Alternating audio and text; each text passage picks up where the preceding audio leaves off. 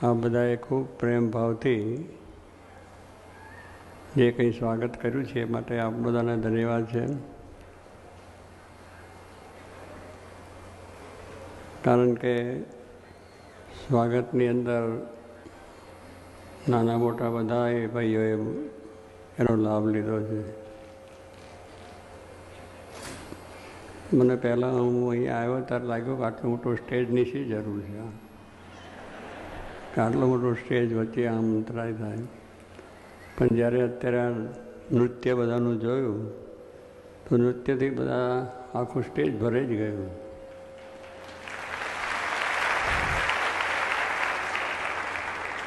અને નૃત્યમાં પછી ભારતના તમામ વિભાગના નૃત્યો આવી ગયા.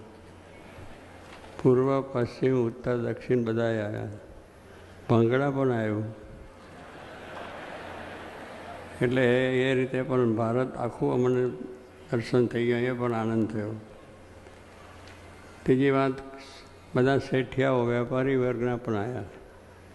એ પણ ટોપી પહેરીને રીતસર, કે એટલે કહેવાનું શું કે સર્વાંગી રીતે બધાને તમે આવરી લીધા છે અને સરસ રીતના બધો સ્વાગત નૃત્ય બધું થયું. એ ખૂબ આનંદ છે. અહીંયાના હરિભક્તો સંતોને ધન્ય છે કે આ બધું સરસ રીતે ગોઠવ્યું અને સર્વને લાભ અપાયો છે.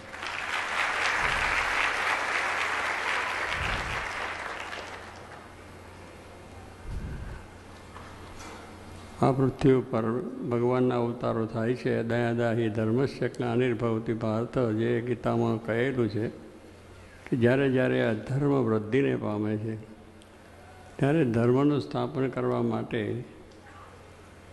અને ભક્તો સંતોને સર્વજીવનું રક્ષણ અને કલ્યાણને માટે પૃથ્વી ઉપર ભગવાન પધારે છે. એ જ પ્રમાણે ભગવાન રામ છે, કૃષ્ણ, આ બધા અવતારો થયા છે. અને આ કળીકાળની અંદર ભગવાન સ્વામિનારાયણ પોતે પૃથ્વી ઉપર પધાર્યા.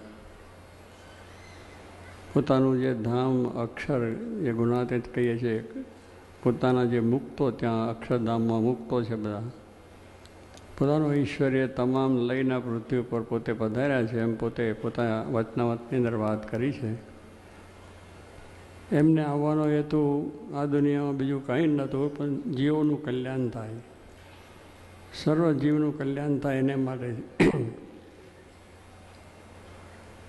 એમને પોતે એક શિક્ષાપત્રી જે રચી છે એમાં જ પ્રથમ લખ્યું છે કે સર્વજીવ હિતાહ, કે હું જે આ શિક્ષાપત્રી લખું છું તે સર્વજીવના કલ્યાણ માટે. એમાં બધા જ આવી ગયા, નાના મોટા, ભાઈ, નાત જાત, કોઈ ધર્મ, બધું જે કે કોઈ દેશ વિદેશ, બધા દુનિયાના તમામ દેશોના માણસો આવી જાય, તમામ વર્ગના માણસો આવી જાય.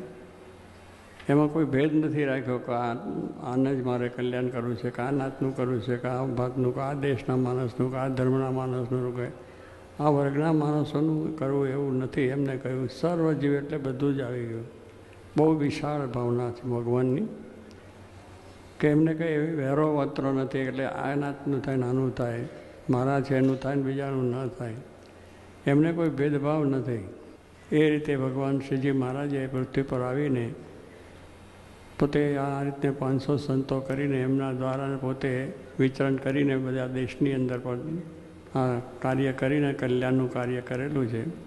તો એ પ્રમાણે ભગવાનના આદેશ એ સ્વામિનારાયણ ભગવાને આપ્યો છે. બધા શાસ્ત્રોમાં પણ છે, ધર્મશાસ્ત્રોમાં પણ છે. એનો બહુ અભ્યાસ આપણે જેટલો રાખીશું એટલું આપણા જીવનમાં સુખ ને શાંતિ પ્રત્યે. તો એ આદેશ ભગવાન શ્રીજી મહારાજનો આપ્યો છે, એમના 500 સંતોએ આપ્યો છે. ગુણાત્યાન સ્વામીએ પણ વાત કરી છે કે આ દેહ મળ્યો છે એ અક્ષરરૂપ થઈને પુરુષોત્તમની ભક્તિ કરવા માટે.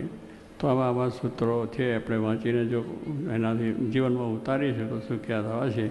તો એ પ્રમાણેનું કાર્ય, આ પ્રમાણે જે ભક્તિ કરવાનું, ભગવાનની પ્રસન્નતા મેળવવાનું, આપણા જીવનમાંથી જે કંઈ આપણા કાર્યો છે એ વખતે થાય અને ભગવાનની પ્રસન્નતા થાય, એ માટે સર્વને ભગવાન બળ આપે અને એક માર્ગે ચાલે અને સર્વ સુખ્યા થાય, એ જ પ્રાર્થના.